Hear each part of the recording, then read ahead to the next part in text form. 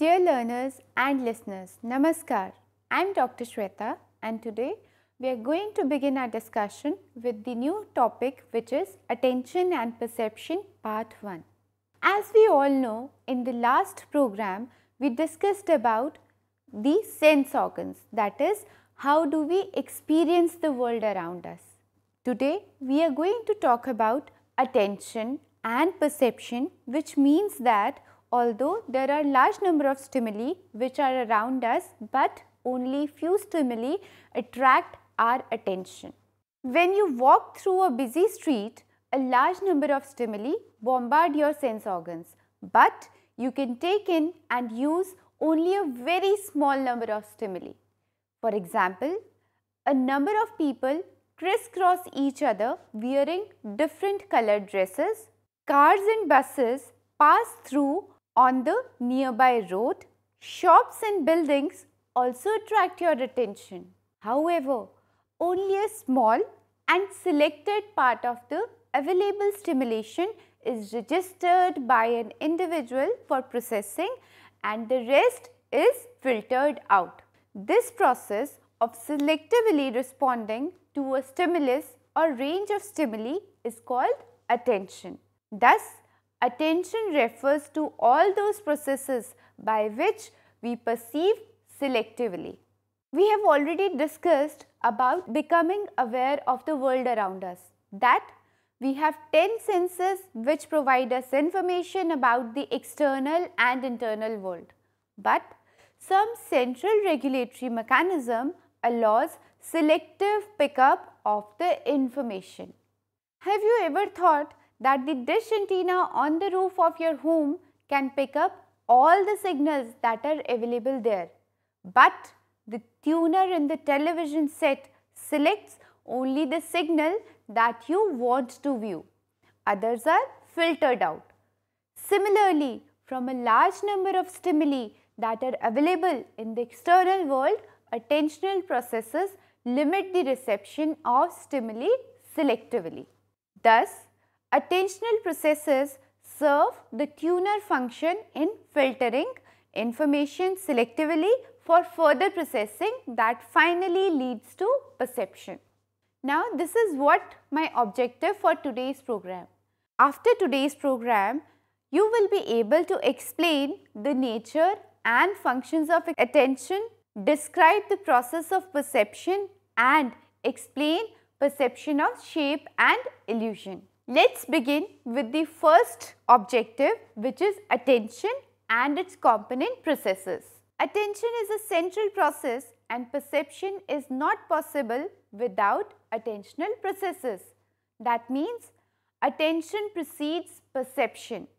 That means attention happens first and only then we can perceive things. Attentional processes serve various functions in the organization of our perceptions and other cognitive functions. The various functions of attention are: number 1, the alerting function; number 2, the selective function; number 3, limited capacity channel; number 4, vigilance. Now, let us talk about these functions briefly. First of all, what is alerting function? Now, carefully observe a cat poised at the mouse hole. If you look at the cat carefully in such a situation, you will observe that the ears of the cat are directed towards the mouse hole. That is why, to receive the slightest sound of movement inside the hole. Eyes are converged and focused on the hole. Why? To get visual image of the mouse as it tries to come out. There is a complete physiological and mental preparedness to catch the prey. This is a very good example of alertness, that how do we get ourselves alerted. What we call an alerting function of attention. You will notice that the cat is allocating all its available attentional resources and this demonstrates the alerting nature of attention. Let us take another example to demonstrate the alerting nature of attention. When the teacher asks the student in the classroom to pay attention to what he or she is teaching. It means that the student can voluntarily create conditions that prepare him or her to be receptive and alert in the class. Attention in this sense refers to a state of focused awareness with readiness to respond. For example, if asked some question, distractions occurs when some interference, example loud noise, prevents the individual to continue with the ongoing task. I can quote the example of attention from Mahabharata as well, when Arjun was asked to target the eye of the fish or the bird. He could see a lot of stimuli that were around him, but he chose to attend to and be alertive to the eye only. That is, he was attending to only one stimuli which was around him. Now, let's talk about the next function of attention, which is known as selective function. The most important function of attention is selectivity. Selectivity refers to a process by which attention is focused on stimulus or stimuli of ongoing interest and other stimuli are ignored. Selective attention acts as a filter that allows some information in and the other unwanted out. The best example of selective attention is that of tea party effect. In selective listening, generally referred to as cocktail party effect. For example, just imagine you are in a tea party organized by your friend. You will observe that in such parties, people take some snacks and cup of tea and stand and chat in small groups of 4 to 5 people.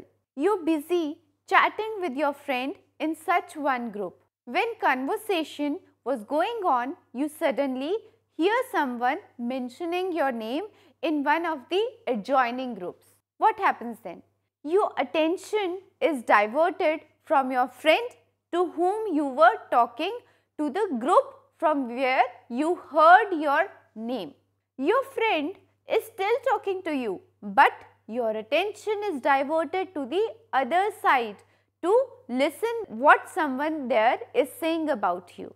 Apparently, you pose that you are listening to what your friend is talking, but you are unable to register anything because you are not at all interested in what your friend is saying, but you are very much interested in what the other person who is in a different group is saying about you. This example demonstrates that we can selectively attend to one task at a time. The ongoing task in this case is ignored. And what is the ongoing task? That is, your friend is talking to you. Let us come up to the third function of attention, which is known as limited capacity channel. It has been established through research that we have limited capacity to process information that is available in the outside world. Do you think that you can process everything which is around you? No, it is humanly not possible. That is, tasks that require attentional resources cannot be carried out simultaneously because we have limited capacity to process the incoming information. We process the task one at a time, which is called serial processing. Let us take one example. If you are asked to listen to music as well as read something, you cannot carry out both the tasks simultaneously or in parallel. If you attend to music, then during this period, you are not able to comprehend what you were reading, or you would not be able to register the lyrics of the song. That means when the task requires attentional resources, when the task is difficult, you can carry on with one task at a time, and it is known as serial processing. Carrying out two tasks simultaneously is not possible. However, if one task is highly practiced or routinized, then it is possible to carry on with two tasks simultaneously. Let's take one example from daily life.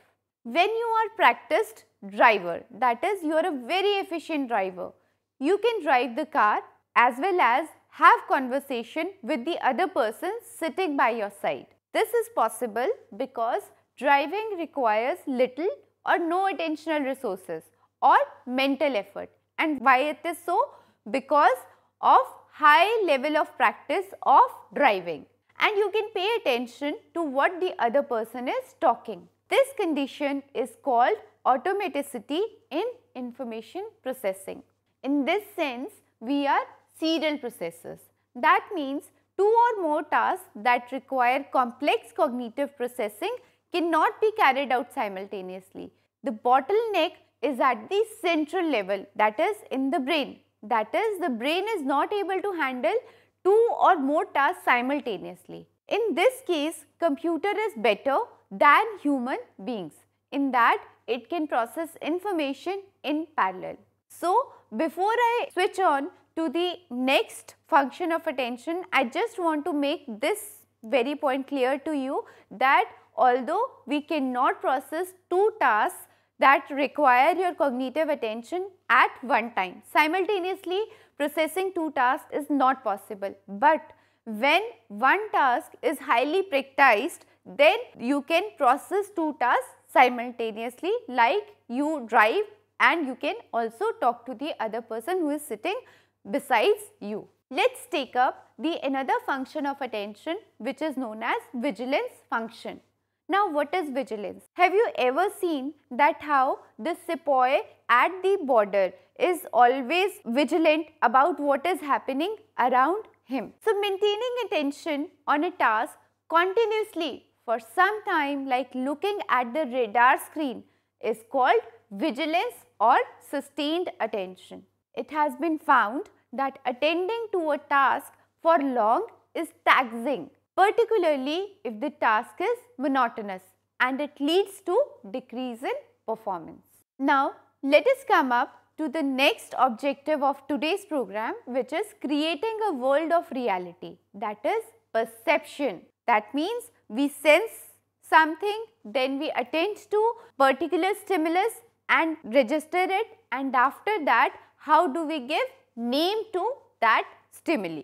We live and deal with a three-dimensional world which can contain objects of different shapes and forms, sizes and colors. Generally, our experience of the external world is quite accurate and error-free. However, we do encounter illusions. For example, perceiving a rope in the night as snake. To survive and live in this world, we must get accurate information from the environment around us. This information is gathered by, as we have already discussed, by the sense organs, which are 10 in all. 8 of these sense organs, as we all know, are vision, audition, smell, taste, touch, warmth, cold and pain, and these are the external sense organs.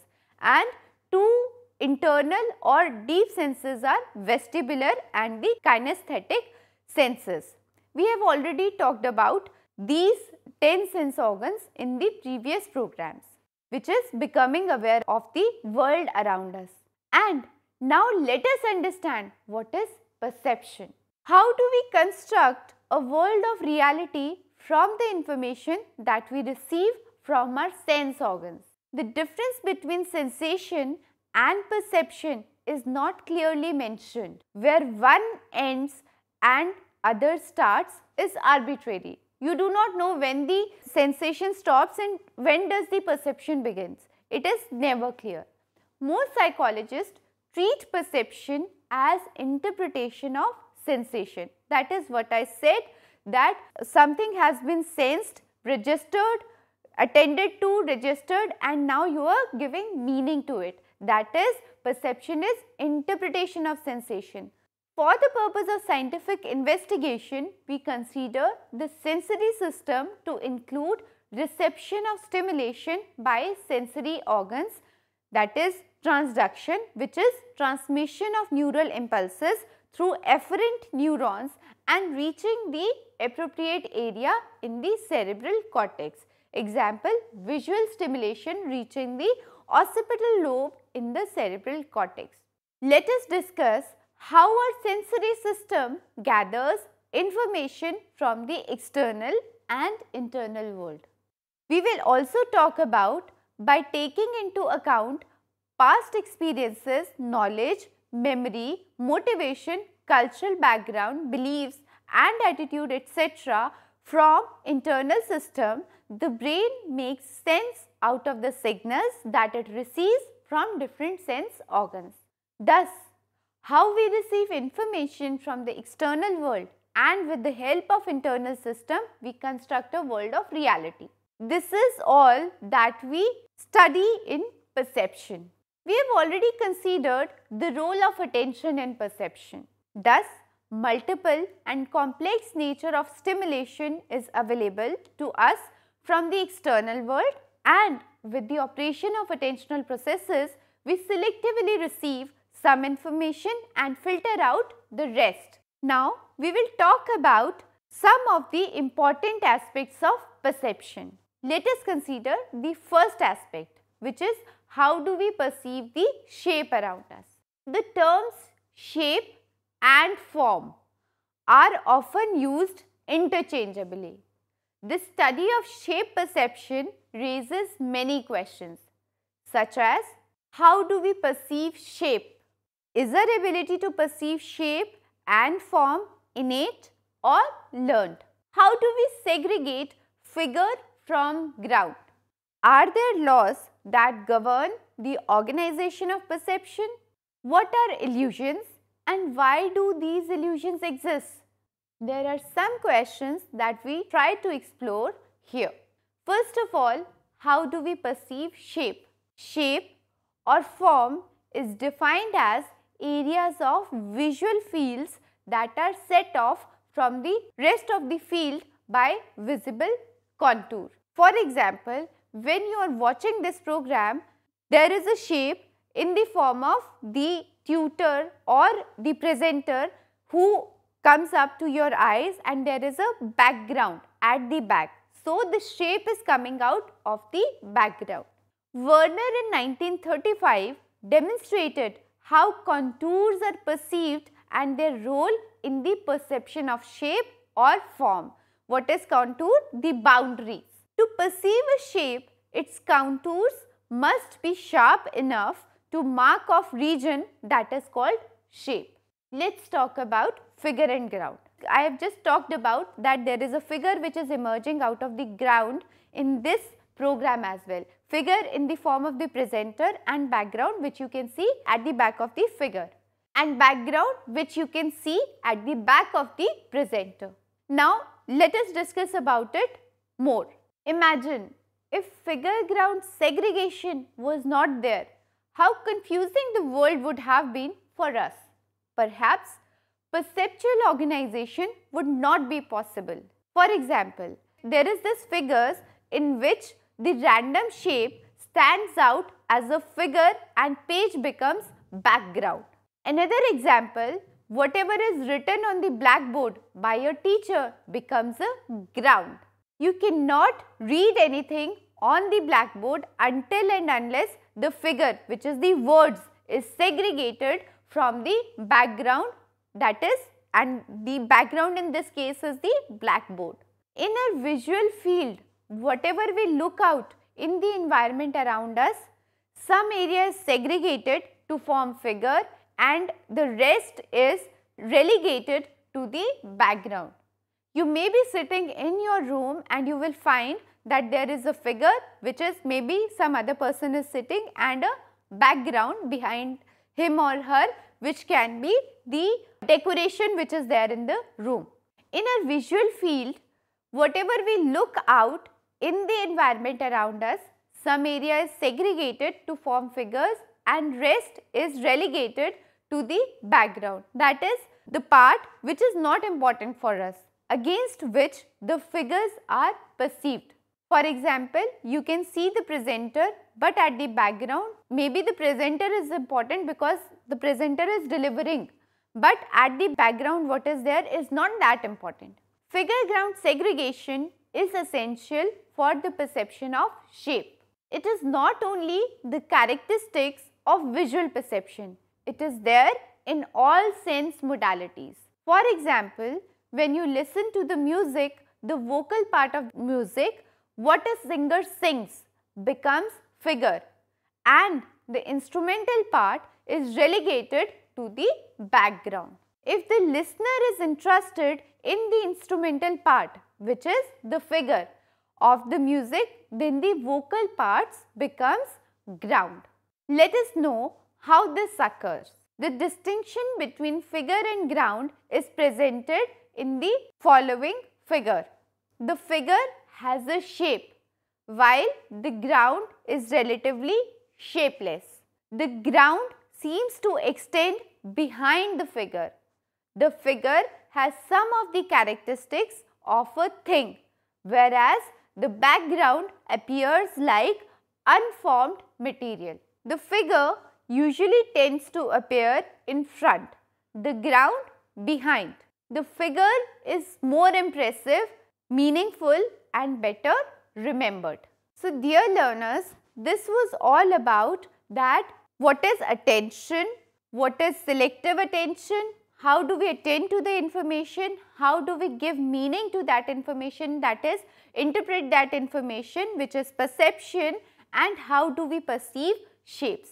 This was all for today's program. We shall meet for continuation of our discussion on perception in the next video.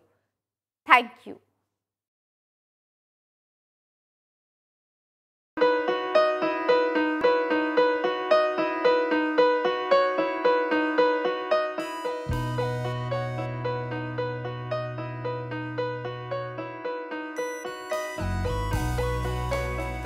पच्चीस साल का लंबा सफर और लाखों लोगों के चेहरों पर खिलती मुस्कान, गर्व और गरिमा से जीने की प्रेरणा देती मुस्कान, आत्मसम्मान और विश्वास से पैदा हुई मुस्कान। इन खिलते चेहरों पर ये मुस्कान आई है शिक्षा के जरिए। ये मुस्कान आई है national institute of open schooling यानी NIOS के जरिए। National institute of open schooling या राष्ट्रीय मुक्त विद्यालयी शिक्षा संस्थान, इस संस्थान का एक बड़ा उद्देश्य है आम आदमियों के जीवन को बेहतर बनाना। ऐसे लोग जिनके लिए शिक्षा एक दूर का सपना है, या वे बच्चे जो परिवार की रोजी रोटी कमाने के लिए बीच में ही स्कूल छोड़ने पर मजबूर हो जाते हैं। NIOS ऐसे बच्चों और बड़ों को दोबारा शिक्षा से जुड़ने का मौका मुहैया कराता है ताकि वे एक बेहतर जीवन जी सकें। 1989 में स्थापना के बाद NIOS ने देश के लाखों बच्चों और वयस्कों को बेहतर शिक्षा से जोड़ा है।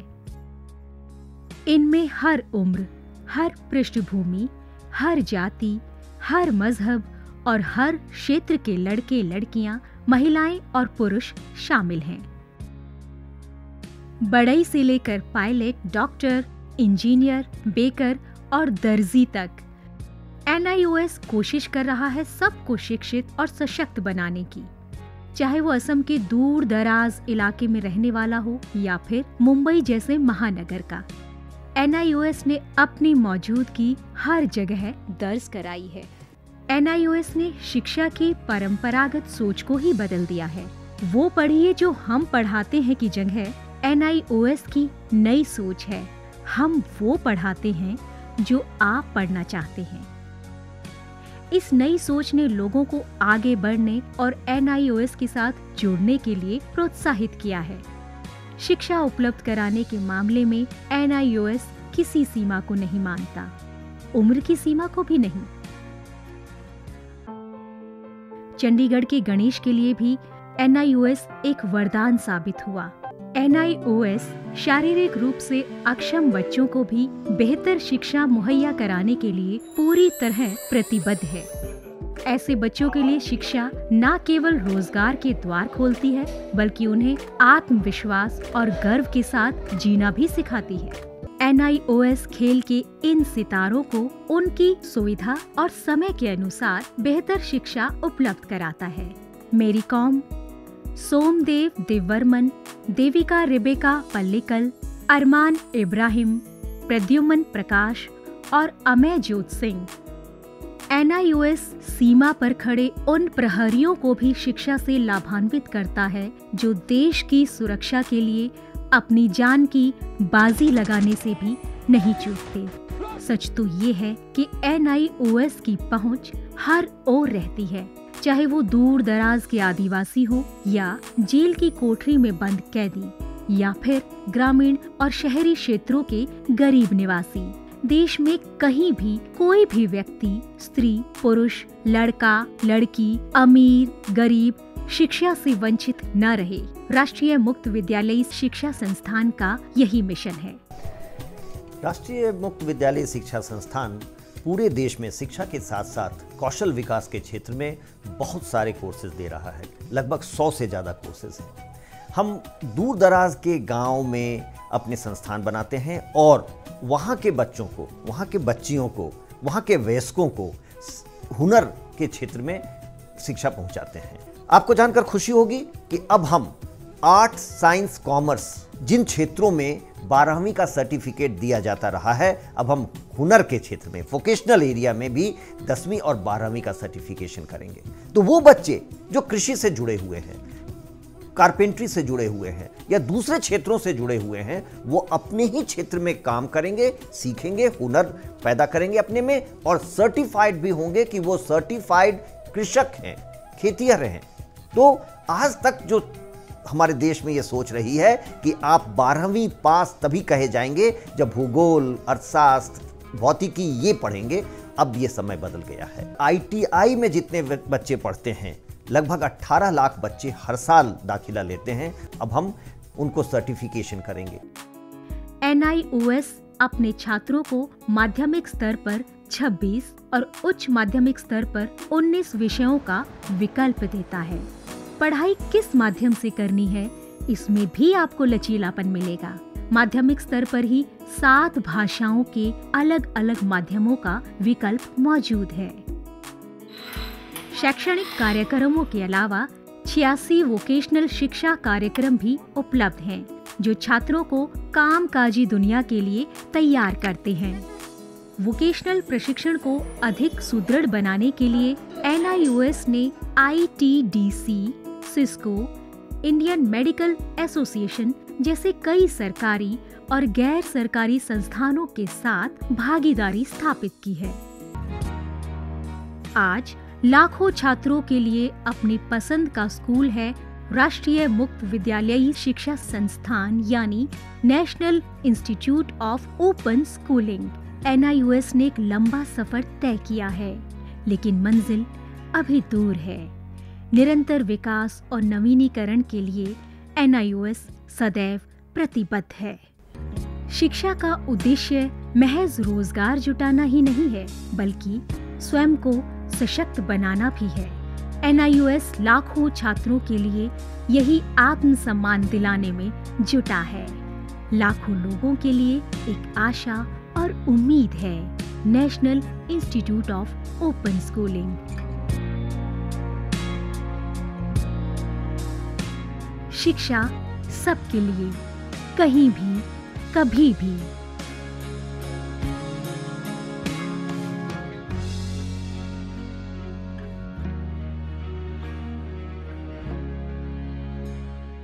हिंदुस्तान के हर कोने में नौजवानों के पास प्रतिभा है, उन्हें अवसर चाहिए। NIOS has been providing opportunities to youth for their development. Some of them have brought great laurels to the institute. With NIOS, many Divyang students have proved their strength. Join NIOS and make a difference.